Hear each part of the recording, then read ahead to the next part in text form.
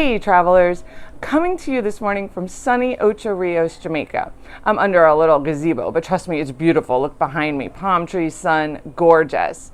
When I want to talk to you today a little bit about visiting Jamaica and why everything you think about this gorgeous country is wrong. Many times people come to me for an all-inclusive vacation and they say, yeah, but just not Jamaica. Now, I'm here 4 to 6 times a year and I love this place. So I'm immediately like, not Jamaica? Why not Jamaica? And inevitably it comes down to two things. One, they're concerned about safety. And two, they think that it's going to be a very aggressive sales environment. So let me explain to you why you are just 100% incorrect.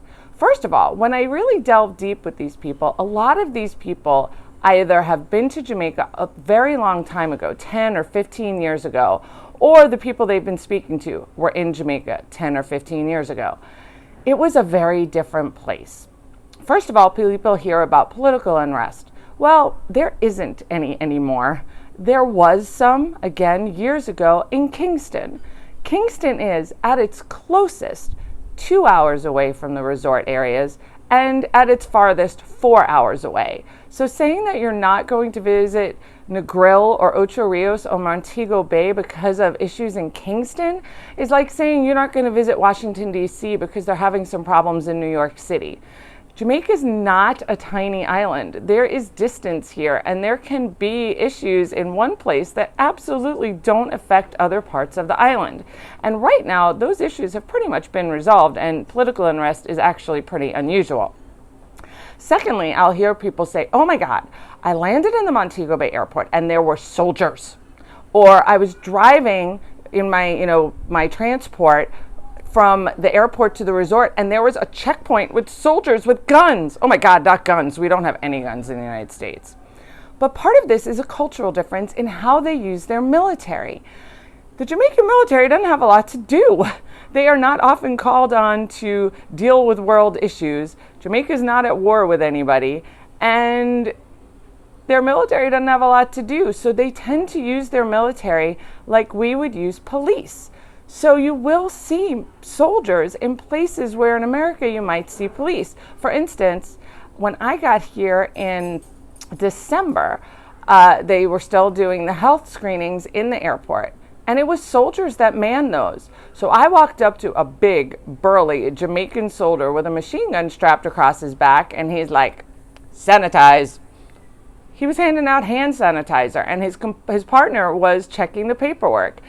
So it was nothing about safety. It's just about utilizing their personnel because the military doesn't have a lot to do. Same thing with those checkpoints that you'll sometimes see coming in and out of the larger parishes. They are there for your safety, but again, they're using their military more like police. It's not because things are so dangerous here that the military's been called out. They are checking the drivers to make sure that they are properly licensed, to make sure that their cars are properly registered. They're making sure that you are safe, but not in a military capacity. It's more in a police capacity. And if you notice at those checkpoints, there are police officers there too. It's just the way they utilize their personnel.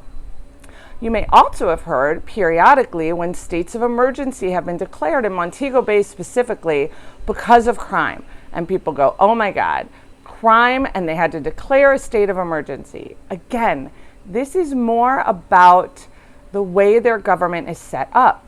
So while they recently actually had a state of emergency in Montego Bay due to crime, first of all, the crime was nowhere near the resorts. Montego Bay is a fairly large city. And again, there are a lot of places that you don't want to go, but there's a lot of places I don't want to go in my hometown of Virginia Beach. We just had a mass shooting there 2 days ago. Things can happen. But when they declare a state of emergency, it's because there has been an uptick in crime somewhere. And they declare a state of emergency for crime like our states do for natural disasters. Like I live in Virginia, we get hit by hurricanes. They will declare a state of emergency ahead of a hurricane in order to mobilize resources. And the same thing is true here in Jamaica. They do it in order to mobilize resources, not because it's some sort of lawless Wild West thing where you're going to be shot. It just isn't. It's generally a very safe place to visit. Again, Should you be walking around at 2 a.m. by yourself? No, but I wouldn't do that at home either. You have to use common sense. Just because you're on vacation doesn't mean this is some sort of vacation bubble. This is a real place where real people live, and not all of them are good, but that is true everywhere. Overall, though, you are very safe here in Jamaica. In fact, Jamaica and the Jamaicans have a vested interest in making sure the tourists are safe, and even just the local populace will help to police an area to make sure that tourists are not in any way harassed or endangered, because tourism is the lifeblood of this island and they want us safe and happy. So in general, what you find here is a safe environment and an island full of really friendly, wonderful, funny, happy people. Overall, Jamaicans are really cheerful. The whole no problem attitude really does resound throughout the entire population, and it's fabulous. So safety, really, don't worry about it.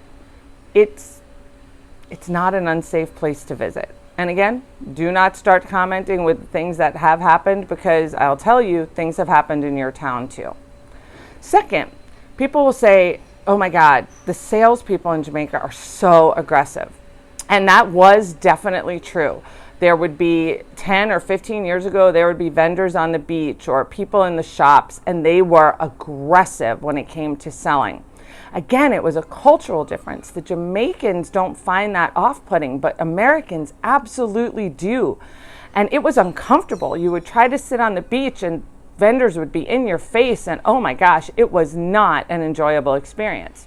However, the Jamaican Tourist Board realized how upsetting it was for Americans and British tourists, which is the two largest tourist populations here in Jamaica, to be accosted like that. It's just not how we do business. And they actually went on a massive campaign to re-educate people who sell in Jamaica about how to deal with American and British tourists. And things are so different. You just don't find that. You will find the occasional vendor on the beach. If you say no thank you, they walk away. Whereas before, they would practically hound you down. Same thing is true when you shop in the shops. They're not just got something going on. They're not just all over you trying to sell. It's a much lower key environment, because they realized that Americans and Brits don't work like that. And we found it very off-putting and upsetting, to the point where some people did not want to visit this island. Well, I'm happy to report that that just isn't the case anymore. The campaign worked.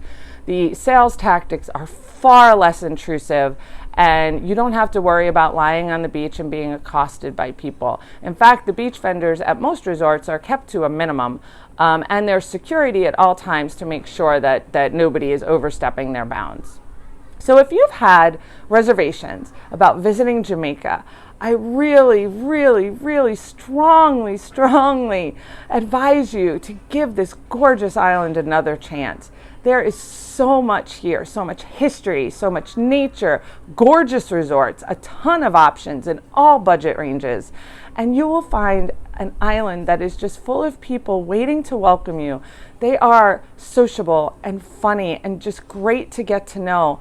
And the island itself is really a place where no problem is the attitude, and you will find that in a very short time it becomes your attitude too, and all the stress and strain and rush of your normal life just goes right away. So if you have some misconceptions about Jamaica, it's time that you get back down here and see for yourself how wonderful this island is. So if you're interested, contact me. All my information is in my bio or on the end screen. And don't forget to hit that subscribe button and that little bell so you'll be notified every time I post a new video. Until then, I am going to go enjoy this stunning island. Yaman, soon come.